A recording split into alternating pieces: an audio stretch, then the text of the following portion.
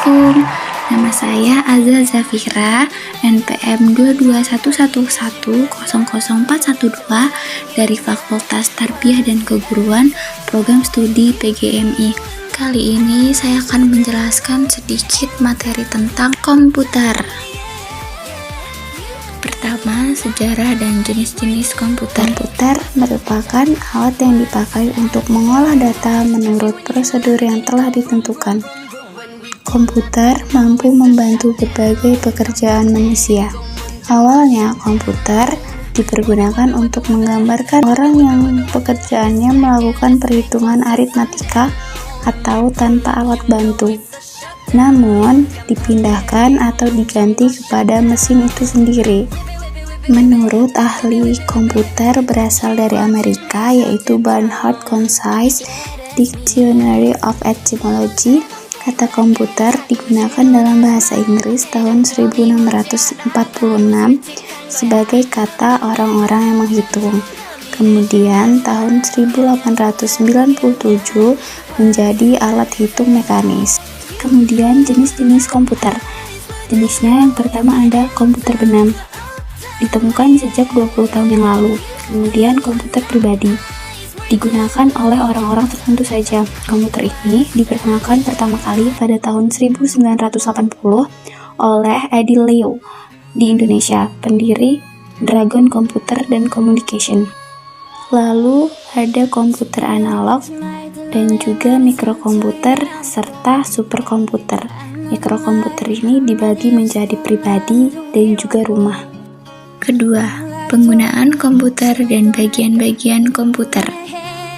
Penggunaan komputer digital pertama memiliki ukuran yang besar dan membutuhkan biaya besar untuk pembuatannya. Komputer awal milik Amerika Serikat, yaitu INEA, yang awal dibuatnya untuk memperhitungkan tabel ilmu balistik, untuk persenjataan, kerapatan penumpang neutron, dan untuk melihat jika bom hidrogen akan bekerja dengan semestinya. Dilakukan pada tanggal Desember 1945 sampai Januari 1946. Namun, visionaris awal juga menyangka bahwa pemrograman itu dapat memainkan catur, menghilangkan gambar, dan lainnya. Serta orang-orang dulu di pemerintah dan perusahaan juga memakai komputer untuk mengotomasikan banyak data dan mengerjakan tugas yang sebelumnya dikerjakan oleh manusia. Contohnya seperti memelihara dan memperbarui rekening dan inventaris. Dalam bidang pendidikan komputer untuk menganalisis data mereka sendiri. Dengan penemuan mikroprosesor di tahun 1970-an, menghasilkan komputer yang sangat murah menjadi mungkin. PC pun menjadi populer untuk banyak tugas, termasuk menyimpan buku, menulis, dan mencetak dokumen. Selanjutnya, bagian-bagian komputer. Bagian komputer terdiri atas dua bagian, yaitu perangkat lunak dan perangkat keras. Perangkat lunak biasa disebut software dan perangkat keras biasa disebut hardware.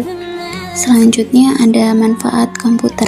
Nah, manfaat komputer ini sangat banyak. Salah satunya adalah sebagai media hiburan, penunjang pendidikan, membantu pekerjaan lebih mudah, dan juga mampu menghasilkan uang. Dan yang terakhir adalah mikrokomputer dan juga superkomputer. Yang pertama ada mikrokomputer.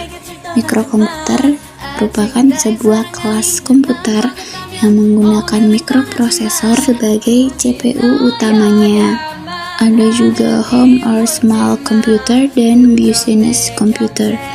Biasanya ukuran dalam memori kapasitas ini berkisar antara 16 MB sampai 1 GB dengan konfigurasi operand register 6 sampai 64 bit. Fungsi dan manfaat mikrokomputer adalah menerima data atau menginformasikan data dari luar. dan juga tempat untuk menyimpan informasi. Selanjutnya ada superkomputer. Superkomputer ialah yang memimpin di dunia dalam kapasitas proses. Maksudnya kapasitasnya terlampau besar, terutama kecepatan perhitungan pada awal perkenalannya dan perkembangannya. Kinerja komputer atau superkomputer ini biasanya diukur dalam operasi titik mengambang per detik, berfungsi sebagai tugas perhitungan intensif seperti perkiraan cuaca, riset iklim, dan juga simulasi fisik. Nah, riset iklim ini contohnya seperti pemanasan global dan juga molekul. Dan simulasi fisik ini contohnya seperti simulasi peledakan senjata nuklir. Said I wanted you to stay, but you're always leaving. Never tell me where, never tell me what's the reason. When you're gone, I can tell if my heart's even beating. Sometimes I think it's just for you that I'll even breathe. So stay, I know you gotta be tired. When the